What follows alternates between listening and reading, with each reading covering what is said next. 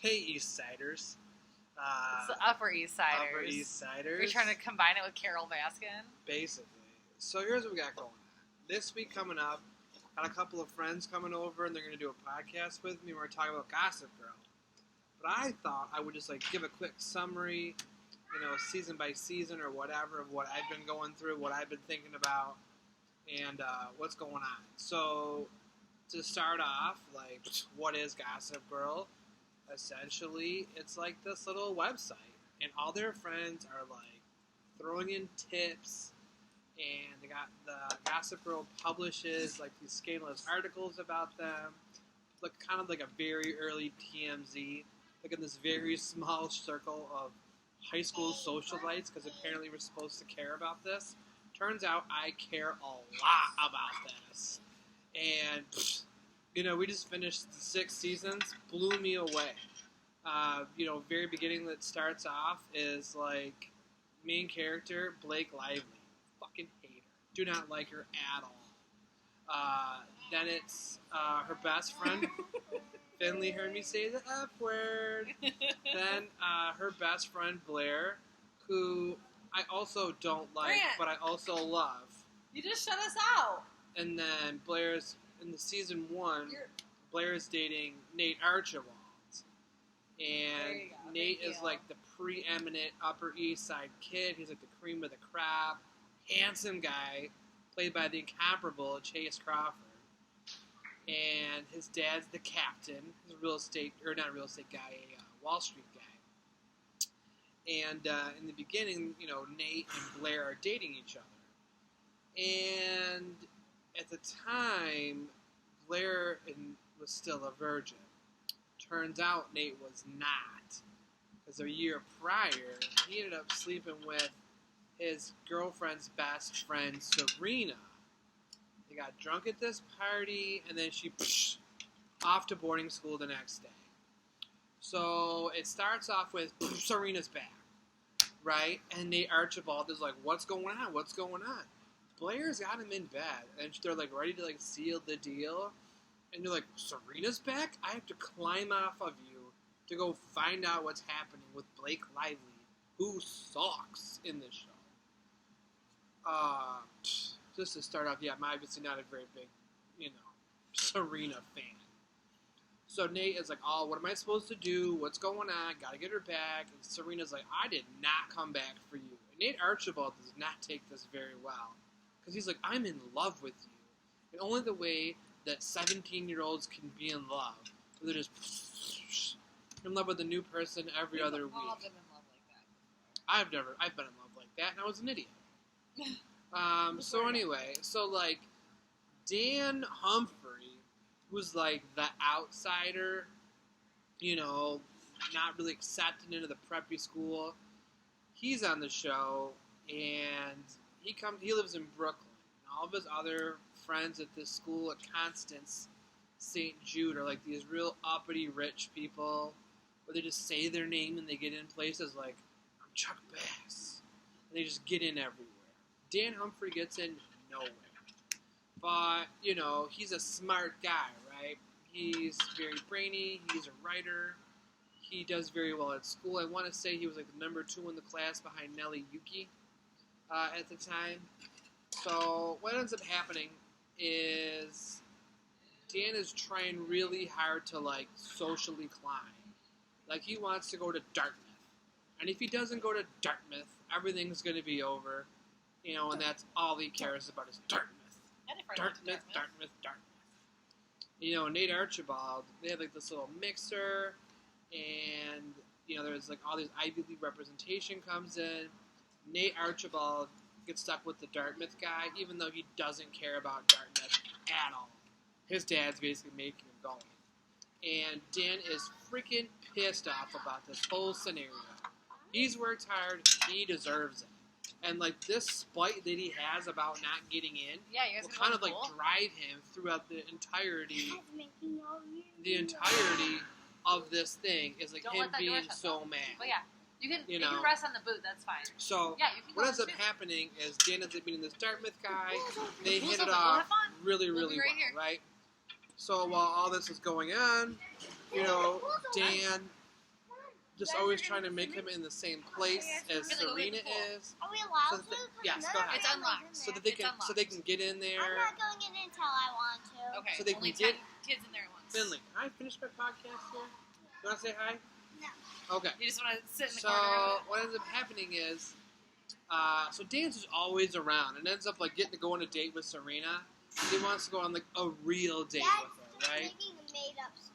So he tries to be who Serena is already, and like one of those guys. Okay, I have to go So do he that. takes like all of his money, rents a car for the night. He has a suit. She's in jeans, and it's like, what are they supposed to do? And they go to this really fancy place, and obviously Dan can't afford it. So he's like, I'll just have the water and an appetizer. And then turns out Serena pays the bill anyway and just absolutely chumps him on that. And they're like, well, I guess we'll just go on a real Dan Humphrey date. And they end up going to play pool. So Dan and Serena are starting to build off their original chemistry, right? And it's starting to like snowball from there. And things are starting to go pretty good. She's going potty. So Dan has a sister, Jenny Humphrey, who was also the little kid from the Who Knows a Whistle. What? Horton Hears a Who. Horton Hears a Woo. No, Here's she's a from woo. Anyway. Fact check. She's from The Grinch Stole Christmas. She was Cindy Lou Who. So that's who she is. So anyway, she's in there, and she is a little pistol. She is an absolute must-be freshman in high school, wants to be the coolest, wants to be the next in charge, and like everything that she is doing is like in furtherance of that goal, right? She goes to parties that are probably like a little over her head. And so anyway, she goes to this one party, catches the eye of Chuck Bass, who has like a real Donald Trump rapey vibe to him, where it's like just kiss him because he feels like it. And Chuck Bass like thinks he's allowed to be like that. And that's like the impression right away. Wow, So Jenny Humphrey catches his eye, and he's thinking like, I love virgins. Like he enjoys like taking in the virgin. So he ends up like, she's so excited to be at this high school party, so excited to be like part of what's happening, that she just like goes off with Chuck. Turns out Chuck, not a great guy. Basically, like tries to full on straight up rape Jenny Humphrey on the rooftop until like she keeps saying no and no and keeps pushing. Long story short, Dan ends up showing up on the roof because she's been texting him, I'm in trouble, I need you. He actually, they're in the middle of the date with Serena, and they bounce, and they go over there, and like Dan just whomps right on Chuck. And they end up being friends later on, but like you keep thinking, man, this Chuck Bass guy is the worst. He wears an ascot, his dad is a billionaire, and he just like gets away with just being like the worst possible person, right? And that's kind of like what you'd expect from Chuck Bass. Like he's just always like that. Then, so you got Jenny, she's like a socially upward type of person. You got Chuck, he's like the rich playboy billionaire. Nate Archibald is very much like an Eagle Scout kind of guy to me. Blair, her mom's a designer. She's like the world's most manipulative person. Everything to her is a game. And it's just like, not even sure like what she's trying to get out of it as much as it is the game. That's what she's into, is the game. So, and then you have the other people involved, right? So, everything about this society is like preventing scandal. Because if you're talked about in a negative way, that's a bad thing. But really all that matters is that you're being talked about. But they're always trying to prevent scandal. So Serena's brother, nowhere to be found. Everyone's asking about him, can't find him. Turns out he's like in this home for people that have like tried to kill themselves. And they just keep lying about where he is. Telling people he's in Florida.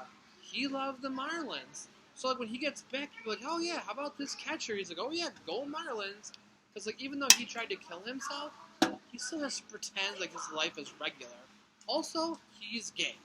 Which is like, spoiler alert. Yeah, also, you're gay. So like, all these things are like trying to be hidden, not really talked about. Maybe not so much that he was gay. I don't think they were trying to hide that as much as it was a suicide attempt. But like, everyone was lying about it, couldn't be honest about why they were there. And it was pretty bad. So Chuck and his dad have like a very strained relationship. They're not particularly close. And there's a lot of things about it that are like, just don't really make sense like normally. Like his dad fucking hates him. Always disappointed in everything he does. Really can't try to do it right. So Chuck wants to start his own business and invest in his own type of club, right? He ends up wanting to bring his dad into some burlesque show. You know, like that's what his big move is getting into burlesque. So he brings his dad there. His dad's like, this is disgusting. You want me to invest in something so you can just whore it up? Like his dad was not happy. Turns out his dad was secretly dating Serena's mom. Bart and Lily had like a secret relationship. He's only like this like big time playboy, and Lily's been married like 25 times. Like it's some insane number. I want to say it was 5 times she was married. He's like, I'd be honored to be your 5th husband. Rufus? I think Rufus was 6th husband. So it's just like, it's like the weave is starting to be webbed. The web is starting to be weaved. So then we find out Dan's starting to date Serena. Turns out Dan's dad used to hook up with Serena's mom, Lily. So Lily and Rufus have a history. Lily is with Bart. Lily is like sees Rufus and is like, oh my god, puppy love, like right away. And it's just like this constant, like, what's gonna happen? So through this, Nate is still with Blair, right? But Nate's not into it, obviously, because as soon as Serena's back, he's just like, I just do not love Blair anymore. But Blair is like, this is my trajectory of life, who I'm supposed to be, you know. So she still very much wants very much this. so following the path that She's following the path She's doing what that's she's been supposed laid out for her, not her own path. she laid out the path. So Nate's dad, he's supposed to do a stock offering of Blair's mom's company. So Nate's dad and Blair's mom are in business together. They're trying to get something going to like get this off the hook. Turns out Nate's dad has like a terrible coke problem where apparently could snort up hundreds of thousands of dollars and create problems for himself, which is I guess possible. But so he starts to like lose deals. He gets like starting to get desperate, right? So they're like, Nate, we want you to announce your engagement at the age of 17 years old to this other high-strung girl for the sake of helping your dad's career. And Nate's like, all right, I'll do it. And, you know, this is what's going to happen. And, you know, Blair thinks she's going to be engaged, but she's still a virgin. Like, it's like this whole, you know, thing. And then she finds out, oh, by the way, Nate fucked Serena last year, right? So, like, the whole theme of all 6 seasons is these people do nothing but backstab each other in, like, the worst possible way. And not only do they ask for forgiveness, they expect it. You know what I mean? It's like, so what if I fucked your mom's, grandma's, widow's boyfriend at the funeral? That's disgusting. We've all done that to each other. And that's like the logic they always use. Oh, we've always done that to each other. The 4 of them. The 4 of them. Nate, Blair, Serena, Chuck. Yeah. It's this constant circle of forgiveness. Except, you know who never actually needs forgiveness? Is Nate Archibald. He actually never does anything wrong. Like, start to finish, he's just a solid guy. You know? He lied once. He lied? Yeah, Who about did the he lie? numbers. The numbers? Oh, yeah, it was way. Only because he got talked into it by Bart Betts. But he still did it. I was surprised he did it. I didn't He had to think do he it would. to save the company. I didn't But- think he would. So, anyway, they start to get, like, really, really upset.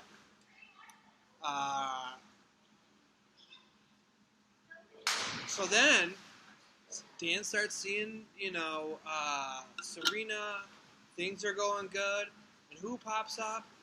Vanessa. This smoking hot little number who's like Brooklyn, you know, like really cool. Like her parents like live on a collective. Like she's a hippie. Her and Dan are like best friends. And like a year ago, Dan told Vanessa he loved her, and then she pieced out. So now he's with Serena. He's like, that was a year ago. It's over. And Serena, who is a bitch, and I hate her, I is thought you always liked like, bitches. I love bitches, but like more of a Blair style bitch than Serena. Serena's just like, you have to tell me the truth, Dan, about what's going on over like every small minutia of things, and then she'll just constantly lie to him without consequence, does not care, and is always like, Dan, you have to trust me on this one. Even though I left boarding school because I thought I was responsible for someone's murder. How do we know that Serena's responsible for a murder? Who shows up? Georgina, or shall we say Sarah. So Sarah comes back and tries to like maneuver her way into Dan, starts being friends with him just to get back at Serena. And she is just like, loves gossip more than I do, which is saying a lot. Because like, I really, really love drama a lot. So we get to be like, near the end of the season, who gets arrested? The captain. I think because he punches his son, and his son walks the cops and you better check his, you better pat him down for drugs too. Turns out the captain has a warrant out for embezzlement. Nothing to do with punching him. Ends up having to leave the country. Flies away and just to get out of there.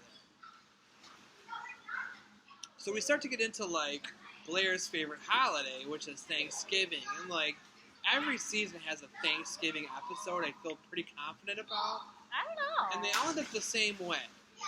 Some sort of mess, and Serena and Eric and Lily end up eating at a deli. Because they end up coming over to Rufus's house, and Lily's there, and they're like, oh my god, my mom and this guy have a history. Then it starts to like get her kind of weird. But it gets better. Because as much as I hate Serena, really wanted my boy Dan to ball her out. And in the season finale, she creates like a little special Christmas wonderland where she gives it up to him in the middle of the little art exhibit. Quite frankly, he deserved nothing less than that. Do you remember all of that, or did you read it? I like reread some summaries. I was like, and then I'm going, in an art exhibit. There's Yeah. a few things that I'm like, I don't remember that at all. Yeah, I'm on it. So, getting near the end of the season, I want to keep us at 20 minutes, so I'm just going to... That's what I was just wondering. Just trying to, like, shorten this up here. So what ends up happening is... Do Blair and Chuck end up fucking in season 1 in the limo? So I want to say, here's what happens. Blair is so mad at Chuck, or at Nate, for what he did. And Chuck's the bad boy. So she knows she can go talk to Chuck, and Chuck will, like, give her what she needs, which is some of that sweet, sweet D. So Chuck's at this burlesque place he's been looking at. Blair goes up, does, like, a little burlesque show for him, where she starts to show him, hey, I'm not this good girl you think I am. I got a naughty side to me as well. I can be sexual. And they end up leaving together and end up going to bang in Chuck's limousine. Can you think of anything else that was going on? Just in season 1? Yeah. I could never remember that. Jenny Humphrey starts dating a guy named Asher, who it turns out she to... worked for Blair's mom. That was in season 2. Oh, okay. I'm ahead of myself. Season 1, Johnny starts dating a guy named Asher, who was like goes to another school, and he's like really rich and famous. Like this is her way into that like East Side mentality. Because she has the same problem Dan does. She's the same problem Dan. Yeah, she's trying to make her way in through. She's to do this guy Asher. Turns out he's actually gay, and only wants to date her so that people don't think that he's gay. He's like, I'll do this, I'll take you to parties, I'll throw parties, it won't be a real problem. So it turns out it is a real problem.